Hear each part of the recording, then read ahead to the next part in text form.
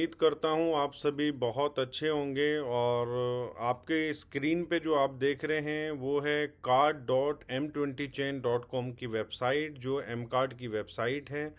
जिन लोगों ने भी अभी तक अपने एम कार्ड को अप्लाई किया है और उनको वो मिल चुका है, आपको पता है मैंने प्रीवियस एक अपडेट दिया था कि जिन लोगों ने प्रोबोट एक्स का जो सब्सक्रिप्शन है $399 का, अगर आपने वो बाय किया हुआ है और 15 जनवरी के बाद आपने अपने कार्ड को क्लेम किया हुआ अप्लाई करने के लिए अप्लाई किया हुआ है, तो अभी तक आप लोगों को वो मिला नहीं होगा। लेकिन 15 अप्रैल से पहले पहले आप सभी को जितने भी कार्ड 15 जनवरी से लेके 31 मार्च के बीच में अप्लाई हुए होंगे, तो उनको 15 अप्रैल से पहले पहले वो कार्ड मिल जाएंगे। और अब कार्ड का जो ड्यूरेशन है, अगर आप किसी को भी $399 का पैकेज बाय करवाते हैं तो उनको 45 से 60 डेज का टाइम आपने बोलना है कि आपके जो भी आप एड्रेस क्लेम करने के टाइम डालेंगे उस एड्रेस पे 45 से लेके 60 डेज में आ जाएगा। तो ये मैं वीडियो बना क्यों रहा हूँ, ये तो जस्ट मैंने एक कार्ड की इन्फॉर्मेशन दी है क्योंकि काफ़ी क्वेरी आती रहती है। तो दोस्तों, आपको पता है एम कार्ड में फ़ंड डालने के लिए, जैसे भी आप यहाँ पर बैलेंस देख रहे हैं, 293 यूरो है।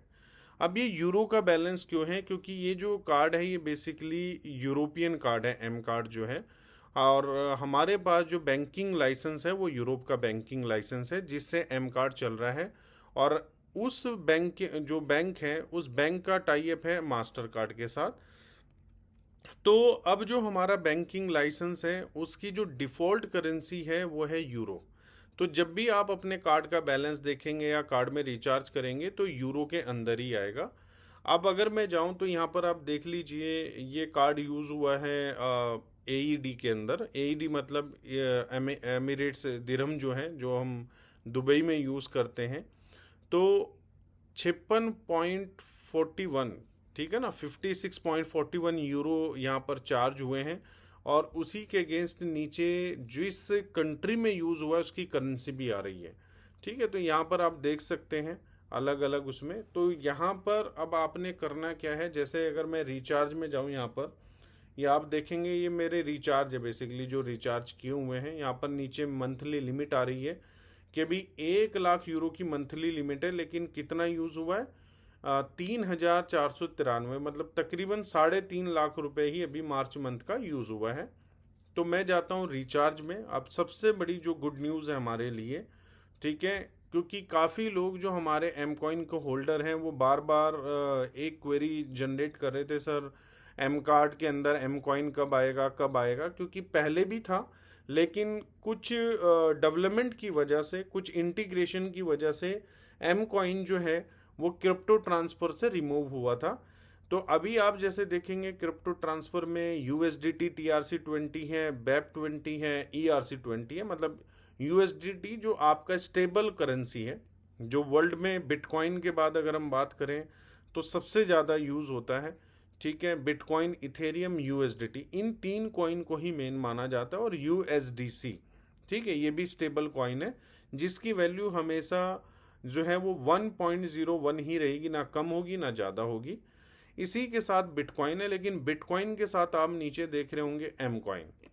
अब फॉर एग्जांपल मुझे 100 एम कॉइन डालने हैं, ठीक है, तो 100 एम कॉइन में इस एम कार्ड के अंदर मतलब 100 यूरो जो है, अगर मुझे 100 यूरो डालने हैं तो मुझे कितने एम कॉइन पे करने होंगे? ये एम कॉइन का डाटा उठाता है आपके रियल टाइम, ठीक है, जो आपका कॉइन मार्केट कैप पे प्राइस चलता है उसके अकॉर्डिंगली। तो जो भी कॉइन मार्केट कैप का प्राइस होगा उस प्राइस के अकॉर्डिंग आपको जो है, 1 सेकेंड, मुझे लगता है रिफ्रेश करना पड़ेगा पेज। तो दोस्तों, आप यहाँ पर एम कॉइन को ऐड कर सकते हैं एज ए पेमेंट अपने उसमें। तो यहाँ पर हम जाते हैं, हमने यहाँ पर 100 यूरो सेलेक्ट किया और अब हम जाते हैं एम कॉइन के अंदर। और 103 यूरो, मतलब 3% रिचार्ज फ़ी है। तो हमें यहाँ पर देखना है कि कितने एम कॉइन हमें पे करने हैं यहाँ पर। क्योंकि मैं डिफरेंट कंट्रीज़ में बैठा हूँ तो ये भी हो सकता है कि शायद इस कंट्रीज़ में कोई इशू आ रहा हो कि रिचार्ज जो है वो जनरेट नहीं हो रहा है, लेकिन ये मेरा जो वीडियो है यही इन्फॉर्मेशन देने के लिए है कि क्रिप्टो ट्रांसफ़र के अंदर जैसे पहले यूएसडीटी से हम डालते थे, बिटकॉइन इथेरियम से हम डालते थे, सेम ऐसे ही आप एम कॉइन से भी अपना रिचार्ज कर सकते हैं। एम कॉइन इनेबल हो चुका है। तो जो लोग एक क्वेश्चन मार्क जनरेट कर रहे हैं कंपनी के ऊपर कि कंपनी का फोकस एम कॉइन पे नहीं रहा है, राइजर पे नहीं रहा है, तो फॉर काइंड योर इन्फॉर्मेशन मैं आपको बताना चाहता हूँ, हमारी कंपनी आज की डेट में अगर $500,000 से लेके $1 million स्पेंड कर रही है एवरी मंथ, तो वो राइजर और एम कॉइन की डेवलपमेंट के लिए स्पेंड कर रही है। प्रोबोट एक्स में कोई डेवलपमेंट का एक्सपेंस नहीं है। प्रोबोट एक्स के अंदर जो ट्रेडर टीम है उनका एक्सपेंस है, तो वो अपनी ट्रेडिंग से वो पैसा निकाल रहे हैं। लेकिन अगर इस इकोसिस्टम को हमारी कंपनी डेवलप कर रही है तो वो एम कॉइन और राइजर के साथ डेवलप कर रही है। तो फोकस रहें जैसे हमारी मैनेजमेंट फोकस है, क्योंकि अगर आप ओवर थिंकिंग करते रहेंगे, बहुत सारे लोगों के मैसेजेस में देखता हूँ, लोग कहते भी हैं कि अभी मुझे फोकस नहीं दिख रहा है। दोस्तों, मेन फोकस अगर मीथर का है तो वो एम कॉइन और राइजर के ऊपर है, क्योंकि एम कॉइन को बिल्ड करने में कंपनी ने मिलियंस ऑफ डॉलर स्पेंड किए इकोसिस्टम में बनाने में। और जो राइजर है, जितना पैसा कंपनी ने लास्ट 4 ईयर में एम कॉइन को इकोसिस्टम बनाने पे लगाया है, उससे 100 टाइम मोर राइजर को बनाने में कंपनी लगाने वाली है। तो अगर आपके अंदर एक सिंपल सा कॉमन सेंस है तो आप समझ सकते हैं कि जो कंपनी मिलियंस ऑफ डॉलर किसी प्रोजेक्ट को बनाने में लगा रही है, तो उस कंपनी का विजन इन प्रोजेक्ट के साथ क्या होगा। तो दोस्तों, जितना भी आप एम कॉइन और राइजर ग्रैब कर सकते हैं, वरना आप रिग्रेट करेंगे एक दिन कि मैंने एम कॉइन और राइजर की होल्डिंग क्यों नहीं की।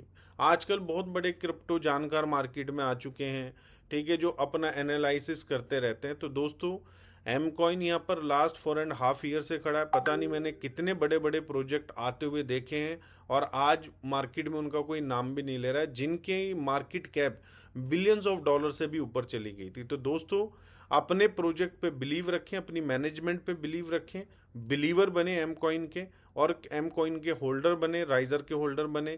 Thank you so much. We are one, we are मीथा, वी आर नंबर 1।